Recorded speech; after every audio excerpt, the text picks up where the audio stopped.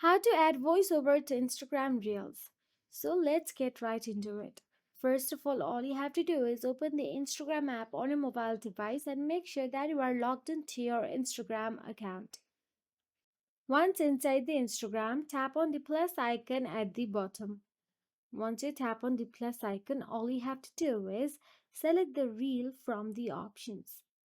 You will get to see stories or post. Simply tap on the reels. Now either record a new video or tap on the bottom left gallery icon to upload a file. Once your video is ready, tap on the next or the preview icon. Now you are on the editing screen. All you have to do is swipe at the bottom tab and there you will get to see voice over, the microphone icon available. Simply tap on it. Now start your voice over. A timeline of your reel will appear. Tap and hold the button to record your voiceover. You can also drag the playhead to choose exactly where your voiceover starts.